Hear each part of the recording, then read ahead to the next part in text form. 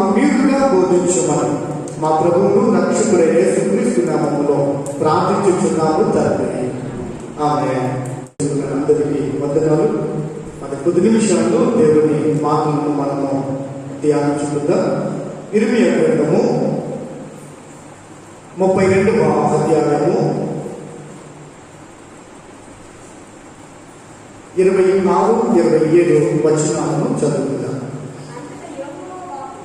అంతటా యెహోవా వాక్కు ఇర్మియాకు ప్రత్యక్షమై ఇలాగు సెలవిచ్చెను, నేను యెహోవాను, సర్వ శరీరులకు దేవుడను, నాకు అసాధ్యమైనదేదైనా ఉండునా.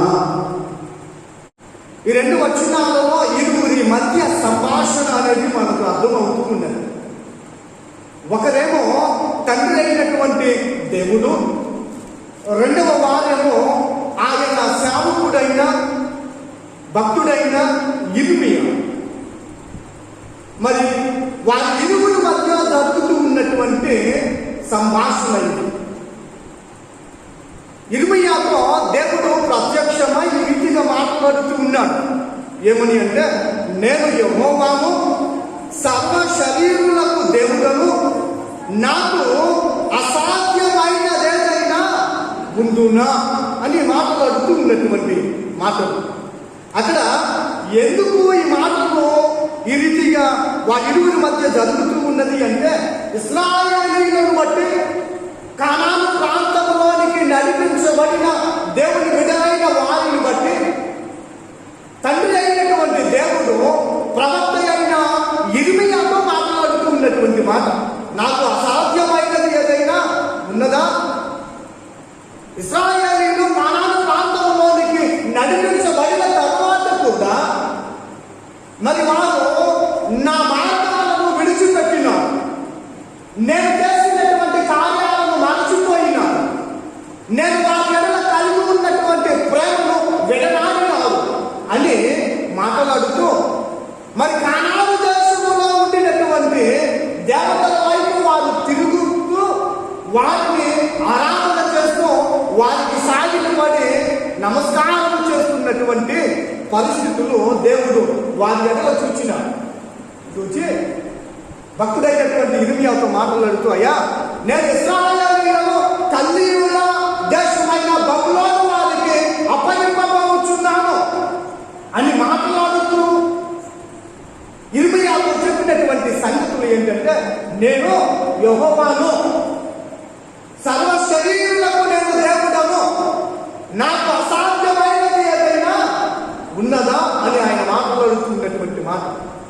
భౌతిక ప్రపంచంలో కనుక గమనించినట్లయితే మానవుడు ఎన్నో విధాలైనటువంటి శ్రమలను అనుభవిస్తూ ఉన్నాడు, ఎన్నో మార్గాల వైపు నడిపించబడుతూ ఉన్నాడు, ఎన్నో విధాలుగా తన జీవిత ప్రయాణమును కొనసాగించుకుంటూ ఉన్నాడు.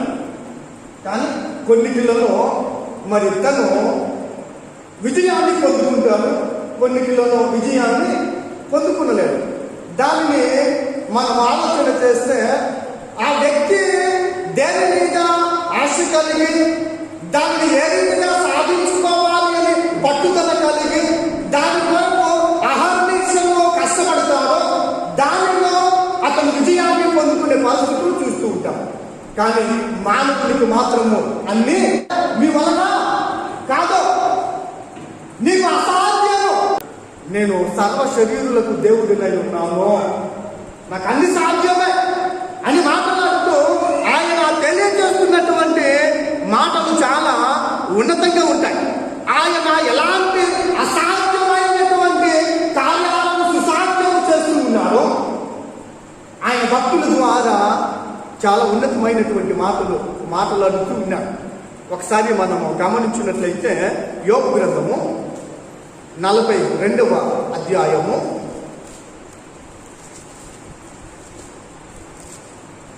2వ వచనము ఒకసారి చదువుదాం.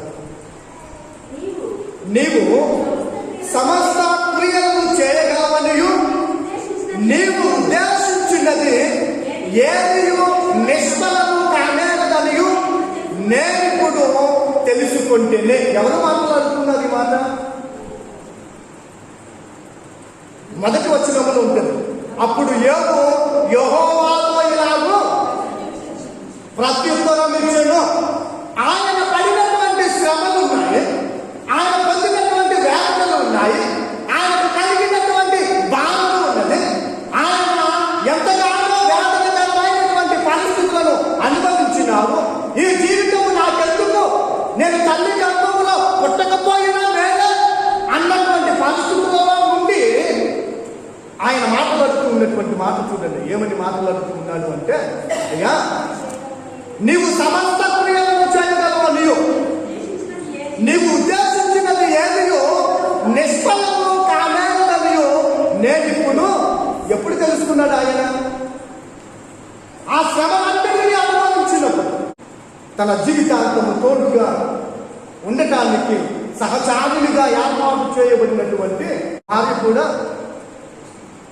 తనను శపించినటువంటి పరిస్థితులు, ఎంత వేదనకరమైనటువంటి పరిస్థితులన్నిటినీ యోబు అనుభవించున్నాడు. ఎంతటి శ్రమలు వచ్చినాడో, ఎంత కష్టములు చూచినాడో, చివరికి బూడిదలో కూర్చొని తన శరీరమును గీకుతూ దేవునికి మొరపెడుతుంది. అలాంటి స్థితిలో ఉండి ఆయన మాట్లాడుతున్నటువంటి మాట చూడండి. అయ్యా నీవు సమస్త క్రియలను చేయగలవు, నీవు ఉద్దేశించినది ఏదియో నిష్ఫలం కానేరదనియో నేను ఇప్పుడు తెలుసుకుంటుంది. ఎందుకంటే ఆయన కష్టము, ఆయన శ్రమ, ఆయన వేదన అంతటినీ తొలగించి వేసినాడు. చివరికి ఆయన ద్వారా పొందుకున్నటువంటి మేలు ఎంతో విలువైనది. ఆ మేలు ద్వారా యోగుకు అర్థమైనది దేవుడు ఎంతటి సర్వశక్తిమంతుడో, ఏదైనా ఆయన చేయగలడో, ఆయనకు అసాధ్యమైనది ఏదీ లేదు అని, సమస్త క్రియలను నువ్వు చేయగలిగిన వాడవని ఆయనను కొనియాడుతూ ఉన్నాడు. ఆ క్రమములో ఆయన మాట్లాడుతున్నటువంటి మాట, దేవునికి సమస్తము సాధ్యమే.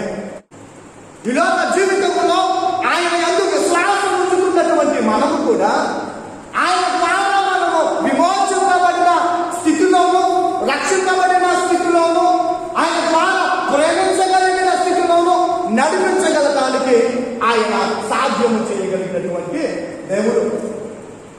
దేవుని ఎడల మనము విరుద్ధమైనటువంటి భావము కలిగి, దేవుని దృష్టికి మనము అవిధేయత కలిగి, దేవునిలో మనము పాపంతో నిండిన స్థితిలో ఉంటుండగా మనలను దాని నుండి విడుదల చేయగలిగినటువంటి సర్వశక్తిమంతుడు ఆయనే అని మనకు వెల్లడి చేస్తూ ఉన్నాడు. దేవుడు మరి ఎలాంటి కార్యాలను మన జీవితాలలో చేయటానికి ఆయన ఇష్టపడుతూ ఉన్నాడు. ఆయన ఉనికి ఏ రీతిగా ఉన్నది, ఆయన స్థానం ఏ రీతిగా ఉన్నది అనేది మనం ఒకసారి గనక ఆలోచన చేసినట్లయితే, మార్కు సువార్త 10వ అధ్యాయము 27వ వచనం,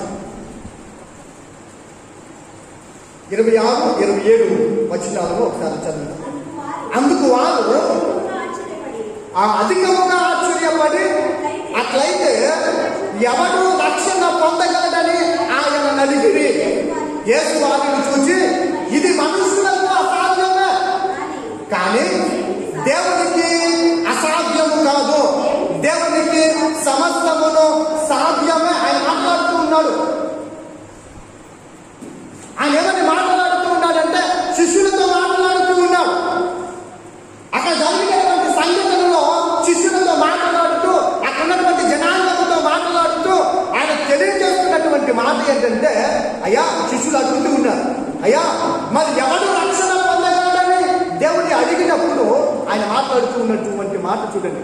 రక్షణ పొందాలి అంటే మీ వలన కాదు, నీకు అసాధ్యము, కానీ దేవునికి అది సాధ్యము అంటున్నాడు. చూడండి, అంటే పాపముల నుండి విడిపించగలిగినటువంటి సర్వశక్తిమంతుడు, మరి అపరాధముల నుండి మనల్ని కాపాడగలిగినటువంటి సర్వశక్తుడు, మనలను విమోచించగలిగినటువంటి సర్వశక్తుడు, మనలను పవిత్రపరచగలిగినటువంటి సర్వశక్తుడు, ప్రపంచంలో సృష్టింపబడిన ఈ దేవునికి సాధ్యము కానిది దేవునికి సాధ్యము. అది ఏంటంటే రక్షణ.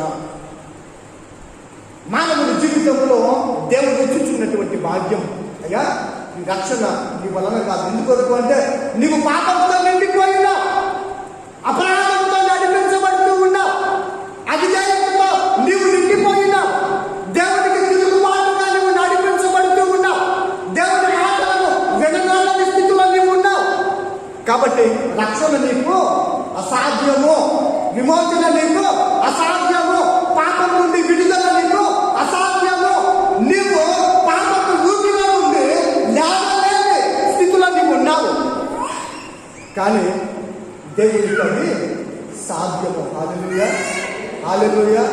మాట్లాడుతూ ఉన్నటువంటి మాట, నీకు నాకు అసాధ్యమైనటువంటి రక్షణ కార్యమును, నీకు నాకు మరి అసాధ్యమైనటువంటి విమోచన కార్యమును, నీవు నేను చూడలేని పరిశుద్ధతను దేవుడు సాధ్యపరచగలిగినటువంటి దేవుడు. హల్లెలూయా, హల్లెలూయా, హల్లెలూయా. అందుకనక దేవుడు మాట్లాడుతూ ఉన్నాడు, అయ్యా ఇది మనుషులకు అసాధ్యము, కానీ దేవుడికి సాధ్యము. అంటే సాధ్యపరచగలిగినటువంటి సర్వశక్తిని నేలలో నీవు నేను విశ్వసించాను. మనము ఒక పని చేస్తూ ఉన్నాం అనుకోండి, చాలా కష్టమైనటువంటి పని, మన శక్తికి మించినటువంటి పని. అప్పుడేం చేసుకుంటాం చెప్పండి? ఖచ్చితంగా దాన్ని వదిలేస్తాం. అంతే, మన శక్తికి మించినదైతే ఖచ్చితంగా దాన్ని వదిలేస్తాం, లేదా వేరొక సహాయం కోరుతాం. పరిస్థితులను ఒకసారి గమనించాం. కానీ ఈ పాపం నుండి విడుదల అనేది మన వల్ల కానిది, ఎదుటి వారి వల్ల కూడా కానిది. ఎంతమంది ఈ లోక స్నేహములో బంధువులను, ఆత్మీయులను, స్నేహితులను అందరినీ మనము సహాయము కోరినా ఎవరి వల్ల కానిది. కానీ దేవుడు నీ ఎడల, నా ఎడల ఆ రక్షణ కార్యమును సుసాధ్యము చేయగలిగినటువంటి సర్వశక్తి మంతునిగా నీకు నాకు వెల్లడి చేస్తూ ఉన్నాడు. అందుకొరకే దావీదు భక్తుడు అంటూ ఉంటాడు, అయ్యా మరి నీ సన్నిధిలో నేను ఆశ్రయం దుర్గముగా నిన్ను నేను చూస్తూ ఉన్నాను, నీవు నాకు సహాయకుడిగా చూస్తూ ఉన్నాను, నీవే నాకు దిక్కు అని నేను నిన్ను చూస్తూ ఉన్నా. ఎందుకు అంటే నీవే నన్ను విడిపించగలిగినటువంటి సర్వశక్తి మంతుడవు. నాకున్నటువంటి బలము కానీ, నాకున్నటువంటి సైన్యము కానీ, నాకున్నటువంటి వీరులు కానీ, నాకున్నటువంటి రాజుల సమూహము కానీ ఎవరి వల్ల కానిది నీ వల్ల అవుతుంది. కాబట్టి వారిని ఎవరినీ నేను ఆశ్రయించక నిన్ను మాత్రమే నేను ఆశ్రయించుచున్నాను అని దావీదు భక్తుడు మాట్లాడుతూ ఉన్నాడు. ఆ క్రమంలో చూడండి ఆయన మాట్లాడుతూ ఉన్నటువంటి విలువైనటువంటి మాటలు. ఆయన మన జీవితంలో, మన విశ్వాసపు జీవితంలో, మన ఆత్మీయ జీవితంలో మనము చూడలేని, కనలేని, ఎన్నడూ ఎరుగని పరిశుద్ధమైనటువంటి ఆత్మ సంబంధమైనటువంటి జీవితాన్ని దేవుడు సుసాధ్యము చేయగలిగినటువంటి దేవుడు. ఐ కెన్ డూ ఎవ్రీథింగ్ ఆయన మాట్లాడుతున్నటువంటి మాట. సమస్తమును నేను సాధ్యము చేయగలిగిన వాడను. But you can't do anything. నువ్వు మాత్రం ఏమీ చేయలేవు, నీ వలన ఏమీ కాదు. దేవుడు మాట్లాడుతున్నటువంటి మాట. అందుకొరకే దేవుడు నిన్ను నన్ను ప్రేమించుచున్నాడు, రమ్మని పిలుస్తూ ఉన్నాడు. ఎందుకొరకు అంటే ఆయనకు సాధ్యమైన, మనకు అసాధ్యమైన కార్యాన్ని నీ జీవితంలో, నా జీవితంలో, మనందరి జీవితంలో జరిగించడానికి దేవుడు రమ్మని పిలుస్తూ ఉన్నాడు. ఎక్కడికంటే ఆయన శిలువ బలియాగము వద్దకు.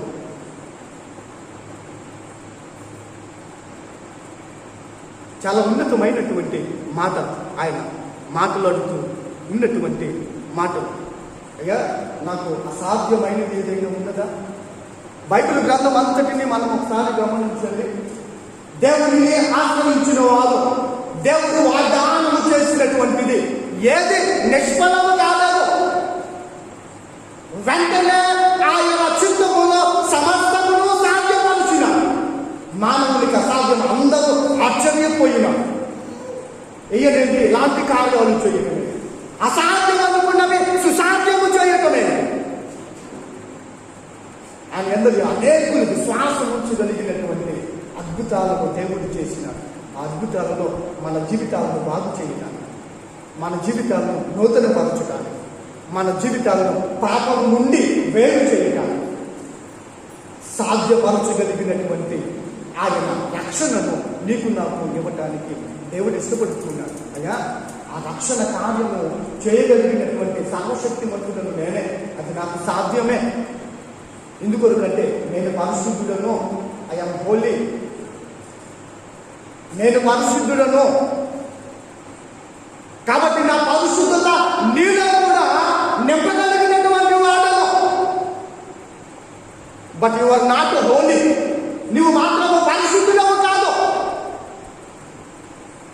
కానీ నా పరిశుద్ధతతో నిన్ను పరిశుద్ధతగా మలచగలిగినటువంటి సర్వశక్తిమంతుడను, అన్నిటినీ సాధ్యపరచగలిగిన వాడును నేను అని ఆయన మాట్లాడుతున్నాడు. అందుకొరకే ఆ రక్షణ అనుభవము నీకు నాకు మన ఆత్మీయ జీవితాలలో సుసాధ్యము చేయటానికి దేవుడు అంటూ ఉన్నాడు. అయ్యా, ఇది మానవులకు అసాధ్యమే కానీ దేవుడికి సాధ్యము. హల్లెలూయా, హల్లెలూయా. ఆ రక్షణ భాగ్యము నీకు నాకు సాధ్యపరచగలిగినటువంటి దేవుడు. ఆ రక్షణ భాగ్యములో నిన్ను నన్ను పరిశుద్ధపరచగలిగినటువంటి దేవుడు. ఆ రక్షణ భాగ్యం ద్వారా మనలను నిత్య జీవములోనికి నడిపించగలిగినటువంటి దేవుడు ఇంకెవరి వలన కాదు. ఇంకెవరు అలాంటి స్థితికి నడిపించబడలేరు. ఇంకెవరి ద్వారా మనము నిత్య జీవములోనికి చేరలేము. కానీ పరిశుద్ధుడైన, సర్వశక్తివంతుడైన, అన్ని సాధ్యము చేయగలిగిన దేవుని వలన మాత్రమే అది సాధ్యము. కాబట్టి అయ్యా, మనుషులకు అసాధ్యమైనది నాకు సాధ్యం. కాబట్టి నీవు నన్ను నమ్ము. చూడండి, నమ్మకానికి కూడా, నమ్మమని చెప్పటానికి కూడా ఆయన రుజువు చూపిస్తూ ఉన్నాడు. ఎందుకొరకంటే మానవుడు నమ్మితే చూస్తేనే కానీ నమ్మడు. అందుకొరకే భక్తులు అంటారు, చూచి నమ్మిన వారి కన్నా చూడక నమ్మిన వారు ధన్యులు. ఎందుకని అన్నారు అంటే మానవుడి హృదయం ఆ రీతిగా ఉండదు. చూస్తే నమ్ముతాడు, లేకపోతే నమ్మడు. కాబట్టి దేవుడు మాట్లాడుతున్నాడు. ఆయన అద్భుత కార్యము చేస్తూ ఆ రక్షణ అనుభవమును మనకు కలుగ చేస్తూ ఆ రక్షణ జీవితాన్ని మనకు ఇచ్చుచు మనకు ఎలాంటి ఉన్నతమైనటువంటి జీవితాన్ని ధన్యతను ఇవ్వడానికి ఆయన ఇష్టపడుతూ ఉన్నాడు అంటే పౌలు భక్తుని ద్వారా మాట్లాడుతూ ఉన్నాడు. ఫిలిప్పీయులకు రాసినటువంటి పత్రిక 3వ అధ్యాయము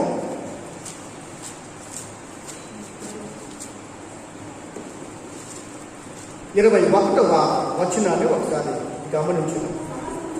సమస్తమును తనకు లోపరుచు కొనజాలిన శక్తిని బట్టి ఆయన మన దీన శరీరమును తన మహిమగల శరీరములకు సమరూపము గలదానిగా మార్చును. హల్లెలూయా, హల్లెలూయా. దేవుడు తెలియజేస్తున్నటువంటి మాట చూడండి. అయ్యా, నాకు సాధ్యమైనది నీ వద్ద నేను జరిపించుచున్నా. అది ఏంటంటే రక్షణ కార్యం, విమోచన కార్యం, విడుదల కార్యం. ఆ విడుదల కార్యము చేసి, ఆ విమోచన కార్యము చేసి మనకు ఎలాంటి ధన్యతను ఆయన ఇవ్వటానికి ఆయన విమోచన కార్యమును మనకు వెల్లడి చేసినాడో పౌలు భక్తుని ద్వారా మనతో మాట్లాడుతూ ఉన్నాడు. ఏంటంటే మన దీన శరీరమును తన మహిమ గల శరీరముగా సమరూపము గలదానిగా చూడండి. హల్లెలూయా. ఆయన ఎంతటి ప్రేమను ఆయన కలిగి ఉన్నాడు. ఆయన ఎలాంటి సహాయము మనకు చేస్తూ ఉన్నాడు. అది సాధ్యమైన మనం దేవుని సమరూపముగా మార్చగలుగుతాం. ఇంకా అంటారు, ఫర్ ఎగ్జాంపుల్ అంటారు, ఇంకా 10 జన్మలు ఎత్తినా మనకు అది అసాధ్యము. కానీ దేవుడు అంటూ ఉన్నాడు, అయ్యా నేను అన్నిటినీ సాధ్యపరచగలిగిన దేవుడు. మనుషులకు అసాధ్యమే కానీ నాకు అన్నీ సాధ్యమే అని చెబుతూ మన పాప విమోచన, మన ప్రక్షాళన కొరకు ఆయన చాలా విలువైనటువంటి బలియాగమును ఆయన చేసి, ఆ బలియాగము ద్వారా రక్షణ జీవితంలో మనలను నడిపించుతూ ఆయనకు ఇష్టమైనటువంటి బిడ్డలముగా మనలను మలచడానికి ఆయన నిన్ను నన్ను పిలుచుచున్నాడు. అయ్యా, నీలో నిండి ఉన్న ఆ పాపమును తీసివేయగలిగినటువంటి సర్వశక్తిమంతుడను, నీలో నిండి ఉన్నటువంటి అవిధేయతను తొలగించగలిగినటువంటి సర్వశక్తిమంతుడను, నాకు నీలో ఉన్నటువంటి అపవిత్రపరచబడిన జీవితం అంతటినీ తీసివేయడానికి నాకు సాధ్యమే. కాబట్టి నేను నీ ఎడల ప్రేమ కలిగి రక్షణను నీకు ఇస్తూ ఉన్నాను. అది నాకు సాధ్యమే.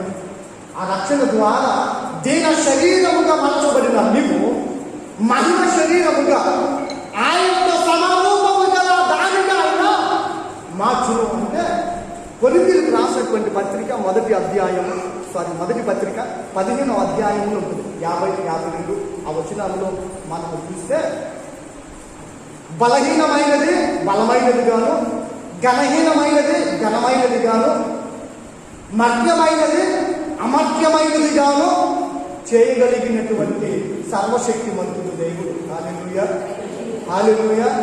ఆయనతో సమరూపముగా దానిగా మనలను మార్చడానికి దేవుడికి సాధ్యమే.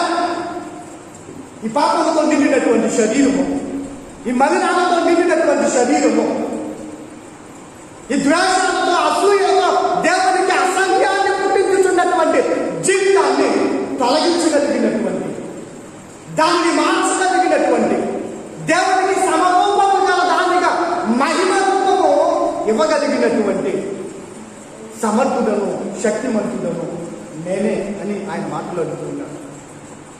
దేవుని మహిమ రూపముగా, ఆయన సమరూపముగా మనలను మార్చడానికే ఆయనకి సాధ్యమే. మన విశ్వాసపు జీవితం అందుకొరకే రక్షణ పొందుకొని, విడుదల పొందుకొని, పాపం నుండి అవిధేయతల నుండి విడువబడి, పాపం నుండి ప్రక్షాళన చేయబడి, దేవుని ఎరిగి ఆయన ద్వారా ఆయనతో సమరూపమైన రూపమును మనం మలచబడటానికి, అందుకొరకే ఆయన సిలువలో అతి బలియాగములు చేసిన ఊరికి ఆయన చేయలేదు. మనలను విడువబెట్టడానికి, లేదా నేను నీ కొరకు అయ్యా నేను సిలువలో మరణిస్తున్నాను అని చెప్పడానికి ఆయన మరణించాల. సిలువలో ఆయన చేసినటువంటి బలియాగము ఎందుకు అంటే నిన్ను నన్ను రక్షించడానికి, నిన్ను నన్ను విమోచించడానికి, నిన్ను నన్ను కాపాడటానికి, నిన్ను నన్ను ఆయన సమరూపముగా మార్చడానికి. చూడండి ఎంతటి ప్రేమదాగి ఉందో ఆ కలువరి ఇంట్లో ఆయన చేసినటువంటి బలియాగం. కానీ మనమే ఆయన మేలులను మరచిపోయేవారు, ఆయన సన్నిధిని విడిచిపెట్టేవారు, ఆయన మాటలను అంగీకరించని వారు, కఠినమైన వారు. యోగు భక్తుడు ఒక మాట మాట్లాడతాడు హృదయ కట్టి కాఠిన్యమును బట్టి. ఒకసారి చూద్దాం. 41వ అధ్యాయము యోగు గ్రంథము 41వ అధ్యాయము 24వ వచనం ఒకసారి చూద్దాం. దాని గుండె రాతి వల్ల గట్టిగా ఉన్నది, అది తిరుగటి క్రింద దిమ్మంతా. చూసేది ఎలా మాట్లాడుతున్నాడు యోగు భక్తుడు. హృదయం అంతా తిరగట్టి కింద రాయంతా కఠినమైనదంట. మనం పప్పులు రుద్దుతుంటాం కదా బాగా, అది కదులుతుందా? పైన మాత్రమే కదులుతుంది. ఎందుకని చూడండి ఏ రీతిగా పోల్చుతున్నారు ఆయన. మనకు అర్థం అవ్వాలి. మన హృదయాలు అంత కఠినముగా అలాగా కదలిక లేని స్థితిలో ఉండదు. అలాంటి మనలను ఆయన ప్రేమించి, అయ్యా నీకు అసాధ్యమైనటువంటి రక్షణ కార్యాన్ని నీలో నేను సుసాధ్యము చేయడానికి సిలువ యాగము నేను నీ కొరకు చేసినాను, సిలువలో ప్రాణత్యాగము నీ కొరకు నేను చేసినాను, సిలువలో నా పరిశుద్ధ రక్తం అంతటిని నీ కొరకు కాల్చినాను. ఆ రీతిగా రక్షణ కార్యమును మనకు అందించి, ఆ రక్షణ కార్యము ద్వారా ఆయనతో పాటుగా సమరూప మహిమగా మనలను మార్చడానికి దేవునికి సాధ్యము. కాబట్టి ఆ స్థితిలో ఉండాలి. నేను దేవుడు కోరుతూ ఉంటాను. ఆ క్రమములో ఉన్నాము మనం, ఆ విశ్వాసములో ఉన్నాము మనం. ఇంకా దేవుని మాటలు విననోళ్ళని స్థితిలోనే ఉన్నామా? దేవుని సన్నిధిలో భయభక్తులు లేని వారుగానే ఉన్నామా? దేవుని మాటలకు లోబడినల్లని వారముగానే ఉన్నామా? ఒకసారి ఆలోచన చేయాలి. కొన్ని సందర్భాలలో అయ్యా బాబు రండిరా దేవుని మందిరానికి వచ్చి ఒక 2 గంటలు ఉంటుందంటే దినవంతులు ఉండమంటలేదు. దేవుడు కోరుతూ ఉన్నాడు. అందుకోసమే పరిశుద్ధ దినమును మనకు పరిశుద్ధంగా ఆచరించమన్నాడు. కాబట్టి మన మందిరంలో జరుగుతున్న ఒక 2 గంటల ఆరాధనలో దేవునికి నీ మొహాన్ని చూపించరా బాబు అంటే అవి ఏమొస్తాములేండి 2 గంటలు ఏం కూర్చుంటామంటారా? చూడండి ఎంత భయభక్తులు, చాలా భయభక్తులు ఉన్నాయి మనం. దేవుని మీద ఎంత భయం ఉందంటే అంత భయం ఉంది. అందుకొరకే మన జీవితాలు ఇలా ఉండుకోండి.